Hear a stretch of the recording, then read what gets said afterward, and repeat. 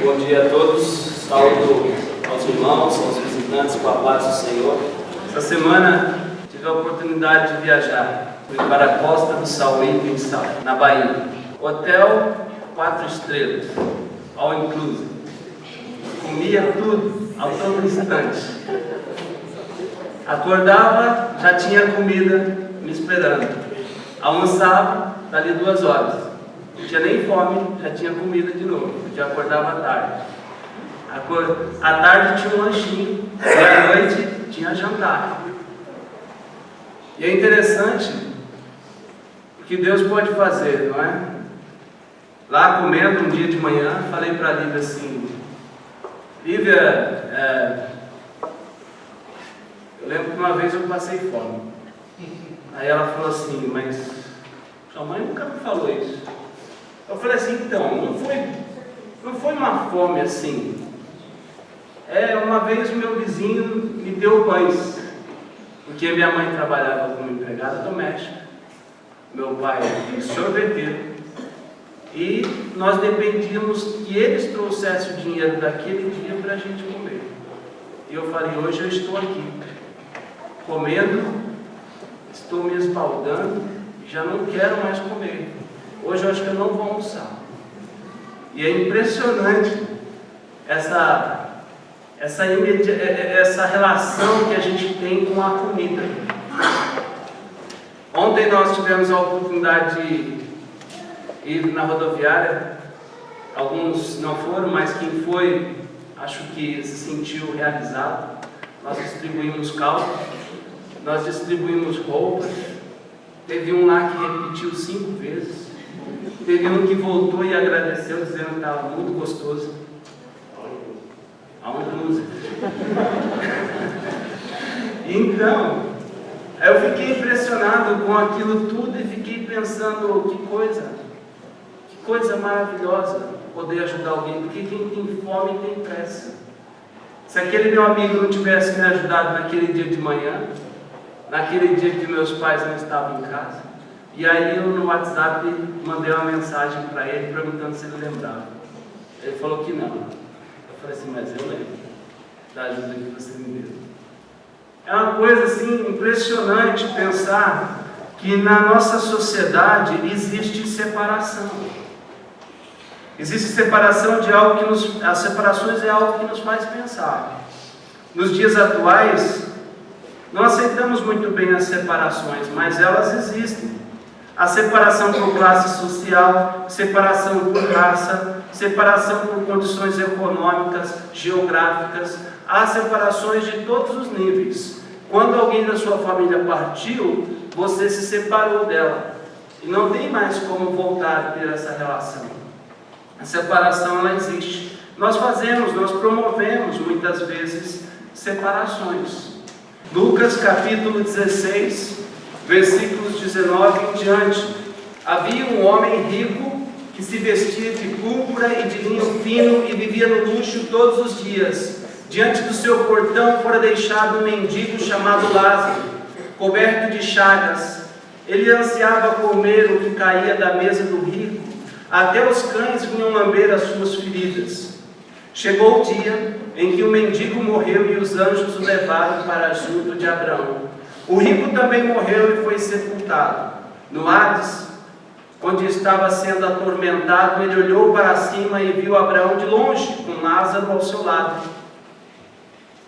Então chamou: Pai Abraão, tem misericórdia de mim e manda que Lázaro molhe a ponta do dedo na água e refresque a minha língua, porque estou sofrendo muito neste fogo. Mas Abraão respondeu: Filho, Lembre-se de que durante a sua vida você recebeu coisas boas, enquanto que Lázaro recebeu coisas más. Agora, porém, ele está sendo consolado aqui e você está em sofrimento.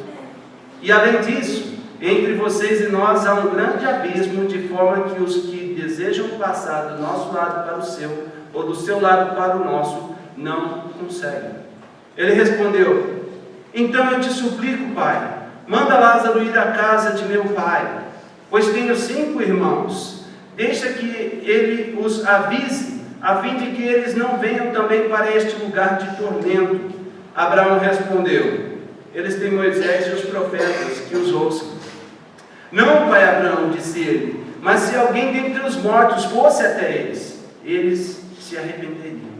Abraão respondeu: se não ouvem Moisés e os profetas, tampouco se deixarão convencer, ainda que ressuscite alguém dentre os mortos. A relação entre pobres e ricos nunca foi boa.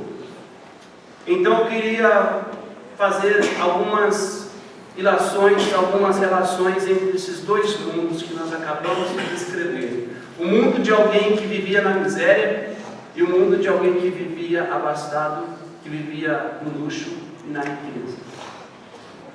A situação de miséria, no dicionário, miséria, a palavra tem vários sentidos, e uma delas é estado de enorme sofrimento, infelicidade e desgraça, estado de carência absoluta de meios de subsistência, indigência, penúria. Tudo isso são as mesmas palavras para designar alguém miserável. Lázaro é um homem que sofre porque é alguém desprezado e ignorado. O seu corpo estava cheio de chagas. A situação desse homem era tão deplorável que até os cães vinham lamber as suas feridas. Talvez para certificar-se de que esse homem ainda não tinha morrido, porque o dia em que ele não mais enxotasse, esses cães, que eram semi-selvagens, eles comeriam a sua carne. Algumas coisas chamam a nossa atenção nessa história. A primeira delas é que tem pessoas que vivem na mais extrema miséria, enquanto outros vivem na riqueza e no luxo. Essa é uma dicotomia que parece ser algo que nos incomoda já há muito tempo. Eu não sei como você vê a situação de miséria no nosso país, mas tudo embora que exista essa dificuldade, mesmo embora que exista essa dificuldade de subsistência, de diferença, não há incômodo para aquele que está do lado mais favorável, ao que parece. A relação nunca foi muito boa. Hoje é muito comum as pessoas que têm mais recursos ignorarem os pobres. Mas o interessante dessa história é que o rico não tem nome e o pobre tem. O pobre se chama Lázaro. As condições de subsistência eram deploráveis. E depois que ele morre, o rico e o pobre, os dois se conhecem. Porque quando o rico está lá no Hades, ele fala: pai Abraão, manda que Lázaro molhe o dedo na água e refresque a minha língua. Ou seja, Lázaro era conhecido do rico, mas de alguma forma ele era alguém ignorado. Era alguém que vivia no portão da casa do rico, mas mesmo assim era alguém ignorado. Agora, por que há esse tipo de relação de conflito entre pobres e ricos? As pessoas menos abastadas, elas não têm uma presença muito boa. Elas geralmente não tomam banho, se vestem mal, falam errado, às vezes são mal educadas. E essa relação de conflito nunca será boa. Por quê? Muitas vezes nós não damos importância a essa miséria. O seu nome pouco importa. É um fulano de tal. É um Zé Ninguém. Tanto faz o seu nome. Essa história nos chama a atenção porque ela é interessante. Porque o nome Lázaro tem significado no hebraico. E o nome quer dizer Deus é o ajudador, ou Deus socorreu. Aí você me pergunta, mas como que Deus socorreu um homem que vivia nessa extrema miséria? é porque tem coisas que não concernem a Deus resolver. Não é plano de Deus resolver, mas é demanda nossa. A miséria talvez seja um problema mais nosso do que de Deus. Porque no Salmos 24, do Senhor é a terra e tudo que nela existe. E o Senhor nos deu a terra. E mesmo assim, existem pessoas que vivem com mais do que precisam e outros que vivem na mais extrema miséria. O nome dele designa o seu caráter, ou seja, o que ocorre, Deus socorreu e ajudou esse homem. Por isso ele tem nome, para que entendamos que ele foi salvo pela graça e misericórdia de Deus, e não apenas por ser pobre. A salvação é sempre pela graça e nunca pela desgraça. Ou seja, não é o fato de alguém ser pobre que vai fazer com que ele seja salvo. E não é o fato dele ser rico que também vai fazer com que ele seja salvo. A salvação é pela graça de Deus, não pela prosperidade e nem pela miséria.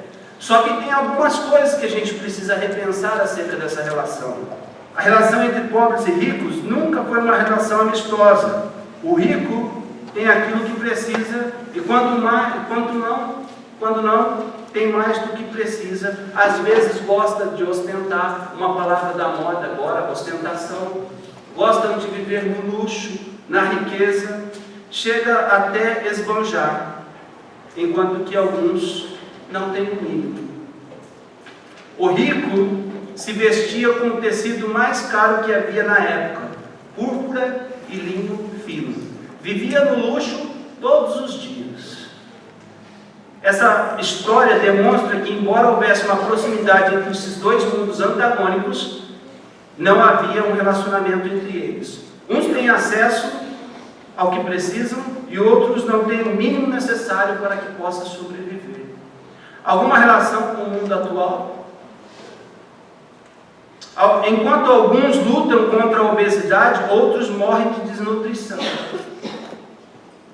Ser próximo não quer dizer necessariamente ser acessível, ter empatia, porque afinal de contas o pobre vivia no portão do rico. O rico sabia o seu nome, sabia do seu estado de miséria, mas isso não o comovia. O rico poderia se compadecer da condição deplorável do homem. Afinal de contas, ele tinha muito mais do que precisava para viver. Mas, mesmo tendo sobras, ele não compartilhava. Capítulo 12 de Lucas, versículo 16. Então lhes contou esta parábola. A terra de certo homem rico produziu muito, e ele pensou consigo mesmo: o que vou fazer? Não tenho onde armazenar minha colheita. Então ele diz: já sei o que vou fazer. Vou derrubar os meus celeiros e construir outros maiores. E ali guardarei toda a minha safra e todos os meus bens. E direi a mim mesmo: você tem grande quantidade de bens armazenados por muitos anos. Descansa, come, beba e alegre-se. Contudo, Deus lhe diz: insensato, esta mesma noite a sua vida lhe será exigida. Então, quem ficará com o que você preparou? Assim acontece com quem guarda para si riquezas, mas não é rico para com Deus. Tem coisas que você precisa compartilhar. Tem coisas que não te pertencem, Deus te deu, mas elas precisam ser compartilhadas. Feliz é aquele que não retém aquilo que deveria ser repartido. É um provérbio.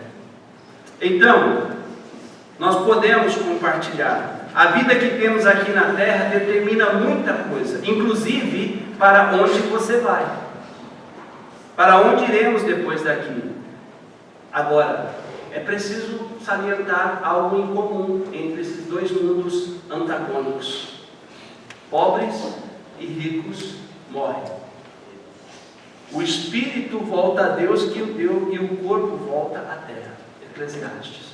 Então quer dizer que todos nós um dia vamos morrer, sendo rico ou sendo pobre. A situação é comum. E a realidade que existe e tentamos ignorar é a morte. Contudo, ela virá, independente de condições sociais, ela chega. E depois do veredito, não há mais nada o que se fazer. Alguns pregam que a gente tem várias vidas. Mas em Hebreus 9, 27, o autor de Hebreus diz assim: ao homem está destinado a morrer uma única vez, e depois disso enfrentar o juízo. O veredito será dado a partir do momento em que o caixão for lacrado. Não tem diferença se é rico ou se é pobre, o que você fez aqui é o que vai determinar para onde você vai. A morte chega a todos e, pela lógica, alguns estão mais próximos dela, certo? Mas a vida não é lógica. Infelizmente, nós conhecemos pais e mães que tiveram que enterrar seus filhos. Infelizmente, alguns desistem das suas vidas, e pelas rotinas, pelos estresses, pelas pressões que a vida lhes proporciona, eles desistem da vida e já não querem mais fazer nada. E o texto que nós lemos diz o seguinte: chegou o dia em que o mendigo morreu, e os anjos o levaram para junto de Abraão. O rico também morreu e foi sepultado. E você pode imaginar como foi esse velório. Possivelmente, muitos preparativos para a sua morte. Sua vida de luxo, obviamente, se estendeu ao momento do seu enterro. Caixão da melhor madeira, talvez alça de ouro, possivelmente um lugar entre os nobres do cemitério, trombetas, músicas, canto, muita gente naquele local. E o pobre? Como será que foi? Será que teve um caixão? Será que foi colocado numa vala comum? Será que os cães deram cabo da vida do Todo mundo morre. E se nós soubéssemos quanto seria, possivelmente repensaríamos um pouco melhor a vida que nós temos vivido. No Hades, no lugar de tormento, o rico conseguiu avistar Lázaro. Olhando para cima, viu ao longe Lázaro e ao seu lado Abraão. O rico reconhecia que Abraão era pai, porque ele chama Pai Abraão, e que ele tem autoridade. E nesse momento ele ainda não se tinha dado conta da sua situação. O rico não tinha se dado conta da forma como ele se encontrava. Ou seja, ele estava afastado da possibilidade de ordenar qualquer coisa. Mas ele não se deu conta disso. Acostumado a ser servido, ele manda que Abraão mande Lázaro molhar o dedo na água e refrescar a sua língua, porque ele está sofrendo muito naquele fogo. O rico estava em impossibilidade de dar ordens e de receber ajuda, porque o destino dele já tinha sido selado. O que determinou que um estivesse no lugar de consolo e o outro no lugar de tormento? Não foram suas condições materiais durante a sua vida terrena. Entretanto, existe um fator determinante no destino de cada um. Abraão lembra que a vida deles eram vidas diferentes, e eles poderiam ter dialogado, chegado a uma comunhão, mesmo com a adversidade social. Isso não ocorreu. Existe um problema por parte dos pobres e dos ricos. Um acredita que tem tudo, e o outro acredita que não tem nada. Entretanto, o rico precisa parar para estar onde...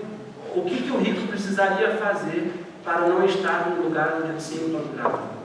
Talvez ter aprendido alguma coisa com o pobre.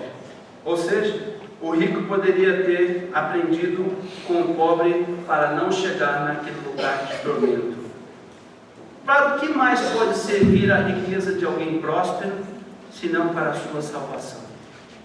Para o que serve a sua prosperidade, se não for para a sua salvação? Para o que mais serve a sua riqueza, se não for para ser compartilhada? Riqueza abençoada é riqueza compartilhada. Não é riqueza concentrada. E esse é um problema nosso. Não é só do país, não é só do Brasil, é do mundo.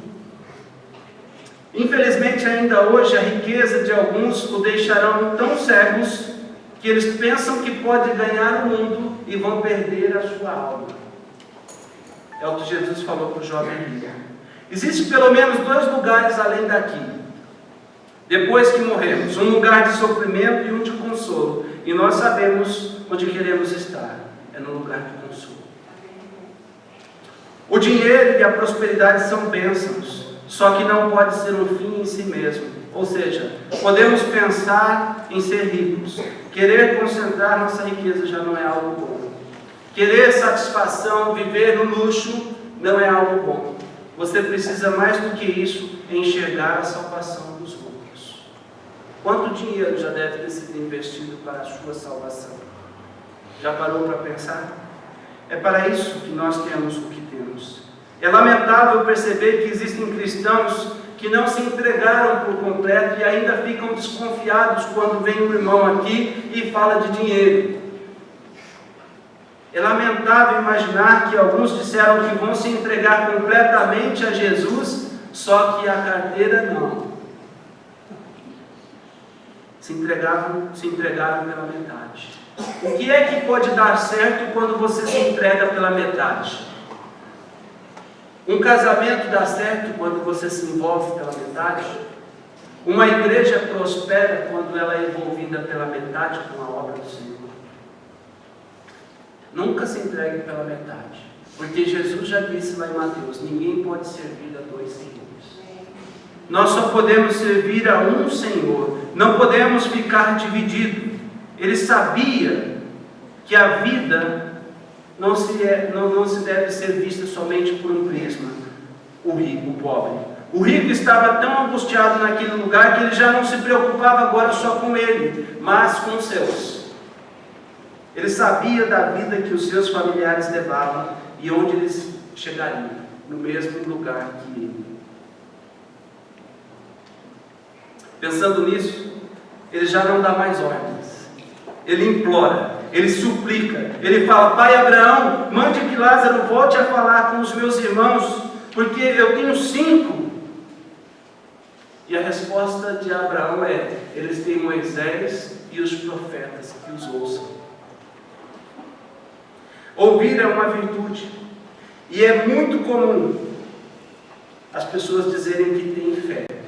Qual é a relação entre ouvir e ter fé? Jesus falou em Lucas 18:8: quando o Filho do Homem voltar, encontrará fé na terra? Sempre quando questionamos alguém sobre sua fé, todos respondem sem hesitação: tenho muita fé. Contudo, a Bíblia desmistifica isso. A falsa ideia de que a fé é algo simples. O autor de Romanos diz que a fé vem pelo ouvir a pregação. Quantos de nós, quantas vezes você e eu já não quisermos deixar de ouvir a pregação? Porque às vezes ela incomoda. Esse é o problema do mundo atual. Nós também não temos tempo para ouvir a pregação. E, consequentemente, nós não temos fé. Não temos fé suficiente para ajudar, para nos ajudar naquilo que é necessário. Ele poderia ter ajudado o mendigo à sua porta. Ele poderia ter ouvido esse homem. Ele poderia ter ouvido Moisés e os profetas. Mas ele sabe que tudo isso não foi suficiente. E tudo isso que ele podia ter vivido durante a sua vida terrena, ele não quis. Ele ainda insiste dizendo que se alguém dentre os mortos voltasse, os seus irmãos acreditariam. Mentira! Abraão já anunciou acerca de Jesus. A lei de Moisés já testificou a respeito de Jesus. Os profetas já vieram. O Messias já veio, já viveu, já morreu, já foi sepultado, já ressuscitou, e tem muita gente que não acredita e não se arrepende. Por isso que eu digo que é uma mentira. É lógico que todos nós temos coisas para nos arrependermos. Em 2 Pedro, capítulo 3, versículo 9, o apóstolo Pedro diz assim: o Senhor não demora em cumprir a sua promessa, como julgam alguns.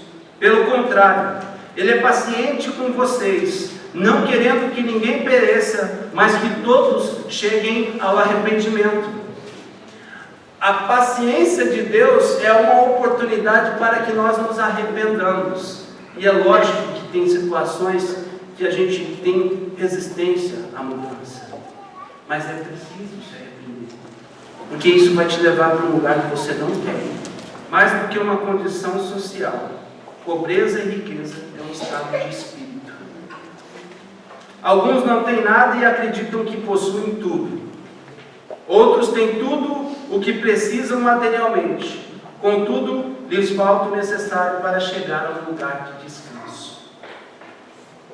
O único que nos dá a vida, a imortalidade, é Jesus. E nós temos que ir ao seu encontro. Para isso, é preciso que eu e você nos arrependamos. E eu estou falando numa plateia de quase 100 pessoas. Será que não tem ninguém que precisa se arrepender de algo? Será que Deus não chama você hoje para uma restauração? Para que você reflita um pouco mais sobre a vida que você está vivendo? Arrependimento. Lógico que a sua vida é uma vida abençoada.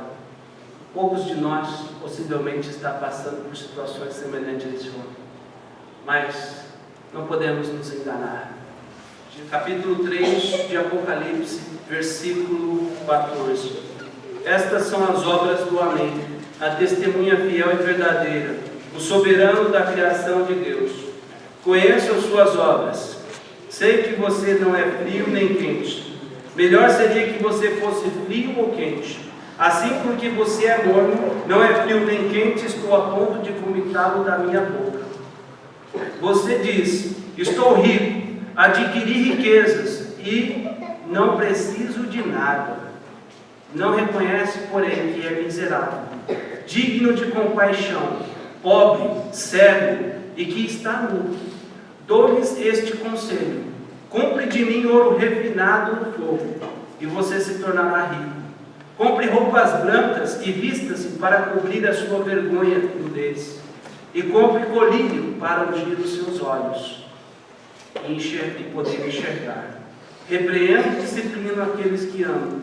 Por isso, seja diligente e se arrependa. Lógico que você tem coisas para se arrepender, mas você acredita que ainda tem tempo. Quem te garante isso? O tempo de arrependimento é hoje. Deus te chama para uma restauração. E Ele te chama para isso, para uma renovação de vida. Que Deus nos abençoe. Amém. Eu uma vez